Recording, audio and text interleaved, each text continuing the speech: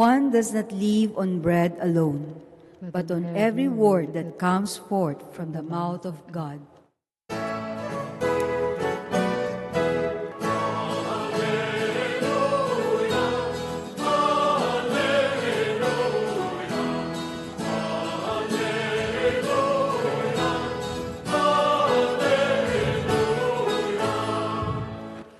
The Lord be with you. And with your spirit. A reading from the Holy Gospel according to Saint Matthew.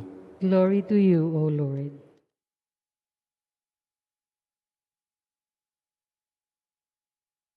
When Jesus heard of the death of John the Baptist, he withdrew in a boat to a deserted place by himself. The crowds heard of this and followed him on foot from their towns. When he disembarked and saw the vast crowd, his heart was moved with pity for them, and he cured their sick. When it was evening, the disciples approached him and said, "This is a deserted place, and it is already late. Dismiss the crowd so that they can go to the villages and buy food for themselves." He said to them, "There is no need for them to go away. Give them some food yourselves." But they said to him, 5 loaves and 2 fish are all we have here." Then he said, "Bring them here to me." And he ordered the crowds to sit down on the grass. Taking the 5 loaves and the 2 fish, and looking up to heaven, he said the blessing, broke the loaves, and gave them to the disciples, who in turn gave them to the crowds. They all ate and were satisfied, and they picked up the fragments left over, 12 wicker baskets full. Those who ate were about 5,000 men, not counting women and children. My dear friends, the Gospel of the Lord. Praise to you, Lord Jesus Christ. Good evening, my dear brothers and sisters. And greetings and blessings as well for all those who are with us through our Facebook page, sa live streaming. Ang pagpapala ng Diyos ay sumainyo. When do we say a certain event or a certain occasion is a miracle? No? Maybe most of us will agree that a miracle is God-made, not man-made. Tama? No? Milagro nga no? Milagro. In our own capacity as human beings, no?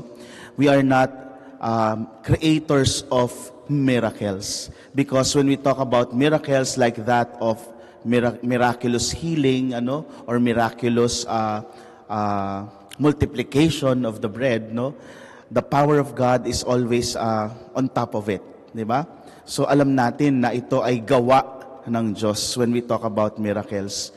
But when we talk about miracles, ibig bang sabihin hindi na tayo kasama doon sa pagpapaganap o pagkakaroon ng milagro?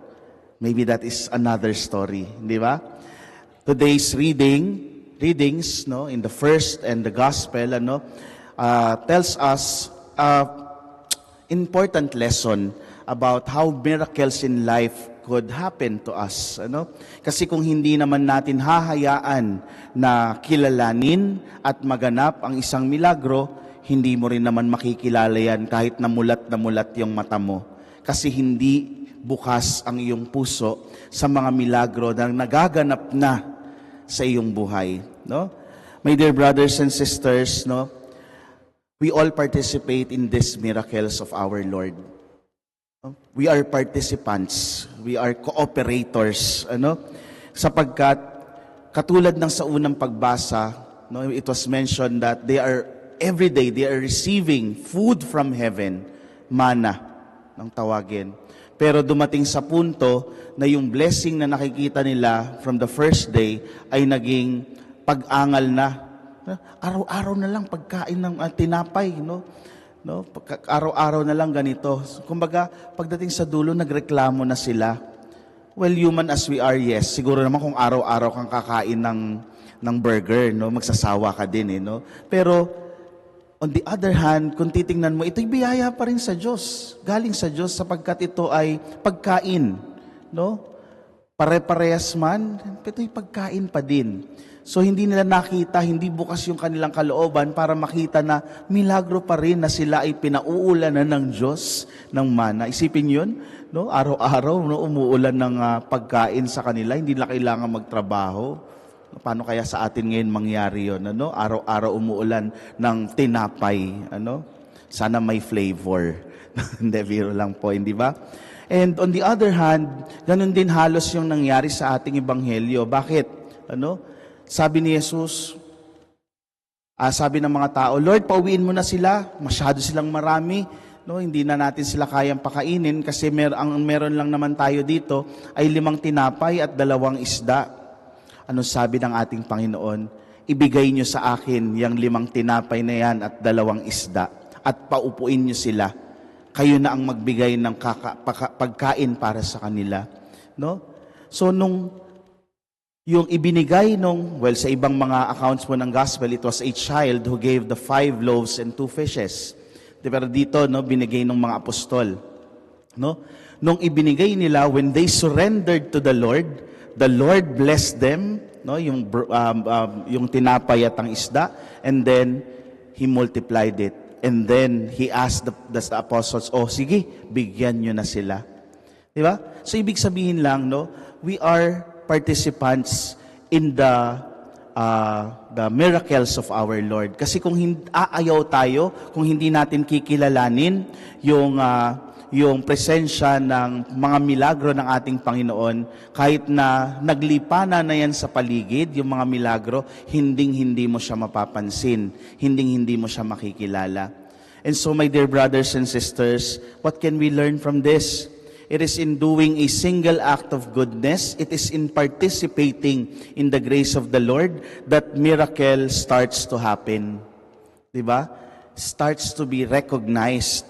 Sa pagpili na gumawa ng isang kabutihan, nagsisimula ang isang milagro. Kasi kung hindi rin natin pipiliin ito, hindi rin natin makikita na nagkakaroon na ng milagro ang Diyos sa ating buhay.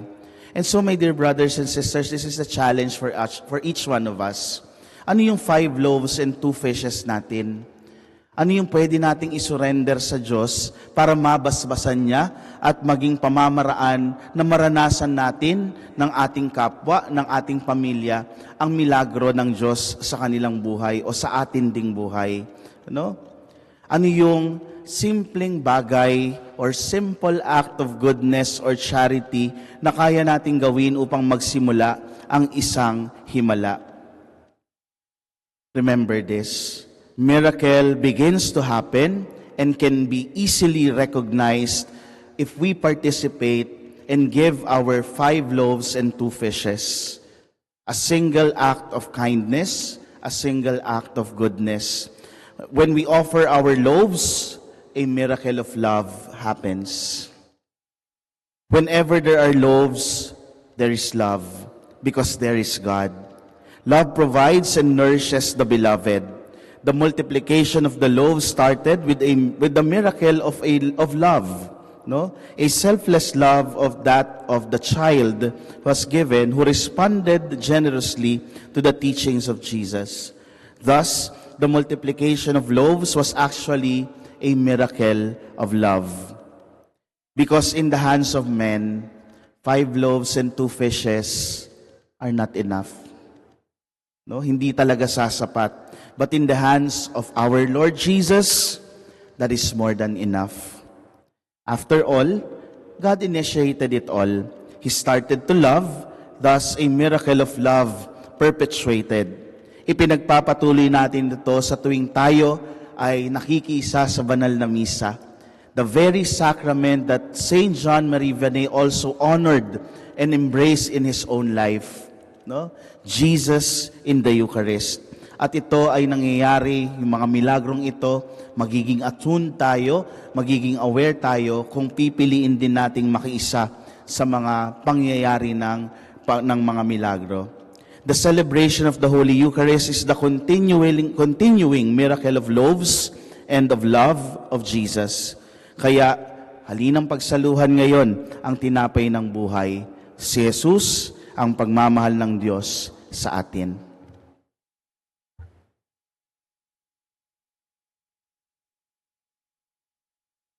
Prayer of the